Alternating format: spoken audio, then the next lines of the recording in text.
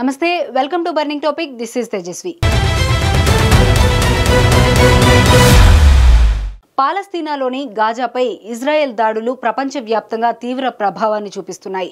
ముఖ్యంగా గాజాలో పరిస్థితుల నేపథ్యంలో ఇజ్రాయెల్పై వ్యతిరేకత పెరుగుతోంది. ప్రతీకారంగా యూదులపై దాడులు కూడా పెరుగుతున్నాయి. తాజాగా అమెరికాలో యూదులపై దాడికి ప్రయత్నించారు. ఇది ప్రపంచవ్యాప్తంగా సంచలనం రేపింది. కొలరాడోలో యూదు సమాజంపై ఫైర్ బాంబు దాడి జరిగింది. ఈ దాడి ఎలా జరిగింది? ఎవరు చేశారు? ఎందుకు చేశారు?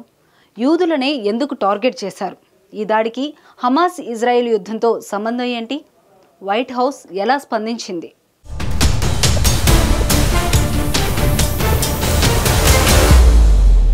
ఒక చర్యకు ఎన్నో ప్రతిచర్యలుంటాయి. గాజాపై ఇజ్రాయెల్ దాడులకు ఇలాంటి ప్రతిచర్యలు ఎదురవుతున్నాయి. అయితే ఇవి నేరుగా ఇజ్రాయెల్పై కాకుండా యూదులపై జరుగుతున్నాయి. అమెరికాలోని కొలరాడో రాష్ట్రంలోని బౌల్డర్ నగరంలో దారుణమైన ఘటన జరిగింది.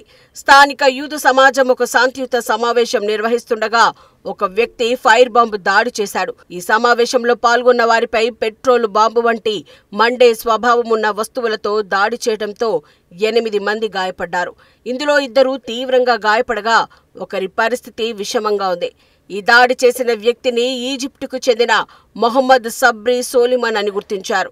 అతను దాడి సమయంలో ఫ్రీ పాలస్తీనా ఎండ్ జియోనిస్ అని అరుస్తూ బాంబులను సమావేశంలో విసిరాడు. సోలిమన్ చొక్కా లేకుండా చేతిలో ఎరుపు గుడ్డలతో నిండిన బాటిళ్లను పట్టుకుని గుంపుపై దాడి చేశాడు. దాడి తర్వాత వెంటనే అతన్ని పోలీసులు అరెస్ట్ చేశారు. FBI ఈ దాడిని టార్గెటెడ్ టెర్రర్ యాక్ట్ గా అభివర్ణించింది. అతడు ఒంటరిగానే దాడి చేసినట్లు, ఎటువంటి గ్రూపుతోనూ సంబంధం లేనట్లు పేర్కొన్నారు. బౌల్డర్లోని యూదు సమాజం రన్ ఫర్ దేర్ లైవ్స్ అనే సంస్థ ఆధ్వర్యంలో ఒక శాంతియుత సమావేశం నిర్వహిస్తోంది.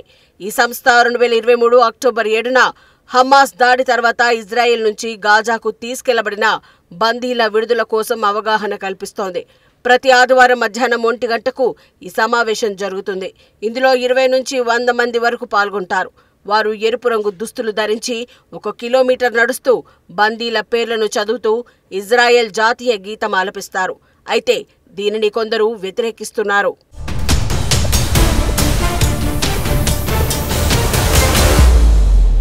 మొహమ్మద్ సబ్రీ సోలిమన్ ఈ దాడిని ఎందుకు చేశాడు?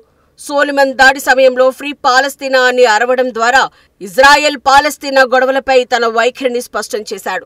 సోలిమన్ ఈ దాడిని ఇజ్రాయెల్ దాడులకు వ్యతిరేకంగా చేసినట్లు తెలిపాడు. ముఖ్యంగా పాలస్తీయన్లపై ఇజ్రాయెల్ దాడులను వ్యతిరేకిస్తూ ఈ దాడికి పాల్పడినట్లు చెప్పాడు. ఇజ్రాయెల్ ప్రధాని నెతన్యాహు కూడా ఈ దాడిని ఖండిస్తూ యూదు దేశంపై, యూదు సమాజంపై వ్యాప్తి చేసే అసత్య ఆరోపణలు ప్రపంచవ్యాప్తంగా యాంటీసెమిటిక్ దాడులకు కారణమవుతున్నాయని అన్నారు. కొలరాడో గవర్నర్ ఈ దాడిని ఖండిస్తూ ఇది యాంటీసెమిటిక్ దాడిగా, స్వేచ్ఛా భావ ప్రకటనపై దాడిగా అభివర్ణించారు. ఇజ్రాయెల్ పాలస్తీనా ఉద్రిక్తతలపై ఎలాంటి అభిప్రాయాలైనా ఉండవచ్చు, కానీ ఇలాంటి హింసాత్మక చర్యలు, టెర్రరిజం ఏమాత్రం ఆమోదయోగ్యం కాదని అన్నారు.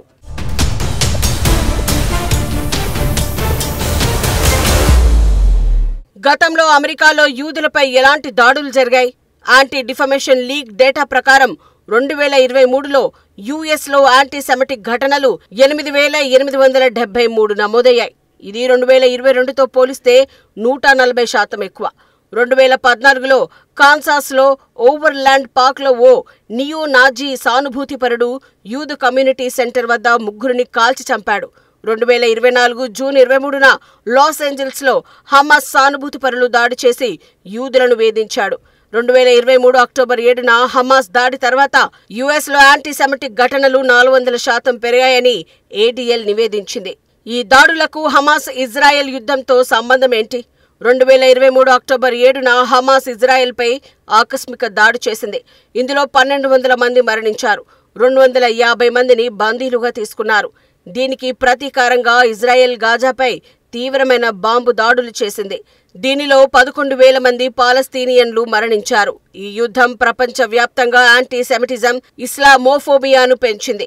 యుఎస్లో ఈ యుద్ధం తర్వాత యూదు సమాజంపై దాడులు పెరిగాయి. ఎందుకంటే కొందరు ఈ యుద్ధాన్ని ఇజ్రాయెల్ పాలస్తీనా సంఘర్షణలలో భాగంగా చూస్తూ యూద సమాజాన్ని టార్గెట్ చేస్తున్నారు. కొలరాడో దాడి కూడా ఈ యుద్ధం నేపథ్యంలో జరిగింది. సోలిమన్ ఫ్రీ పాలస్తీనా అని అరవడం, ఇజ్రాయెల్ దాడులకు ప్రతీకారంగా దాడి చేసినట్లు చెప్పడం దీనికి సంబంధాన్ని సూచిస్తోంది. ఈ దాడి యూదు సమాజంలో భయాందోళనలను పెంచింది. దీంతో మతపరమైన స్థలాల వద్ద పోలీసు భద్రత పెంచారు.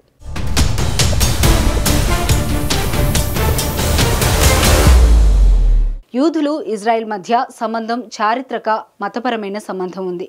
క్రీస్తు పూర్వం 1200 నాటికి ఇజ్రాయెల్ రాజ్యం రాజు డేవిడ్, సోలమన్లు పరిపాలించారు. అయితే బాబిలోనియన్లు, రోమన్ల ఆక్రమణతో యూదులు ప్రపంచవ్యాప్తంగా చెల్లాచెదురై వలస వెళ్లారు. 1947లో యుఎన్ విభజన ప్రణాళిక ఆమోదించగా 1948 మే 14న ఇజ్రాయెల్ ఏర్పడింది. ఇజ్రాయెల్ చట్టం ప్రకారం ప్రపంచంలోని ఏ యూదుడైనా ఇజ్రాయెల్లో పౌరసత్వం పొందొచ్చు. ఇజ్రాయెల్ జనాభా 9.3 మిలియన్లు. ఇందులో 73.2% యూదులు ఉన్నారు. ఇజ్రాయెల్ యూదులకు జాతీయ సాంస్కృతిక కేంద్రంగా ఉంది. అటు భారత్ యూదులను, ఇజ్రాయెల్ను వివిధ రూపాల్లో ఆదుకుంది. భారత్లో యూదు సమాజం 2000 సంవత్సరాలుగా శాంతియుతంగా జీవిస్తోంది. ముఖ్యంగా కేరళ, మహారాష్ట్ర, మణిపూర్, మిజోరాం ప్రాంతాల్లో యూదులు ఇప్పటికీ ఉన్నారు. కొచ్చిన్లో యూదు సమాజం క్రీస్తు శకం 1వ శతాబ్దం నుంచి ఉంది. అయితే ఇటీవలి పరిస్థితుల నేపథ్యంలో యూదులపై దాడులు పెరుగుతున్నాయి. ముఖ్యంగా గాజాపై ఇజ్రాయెల్ దాడుల తర్వాత యూదులు ఆందోళన చెందుతున్నారు.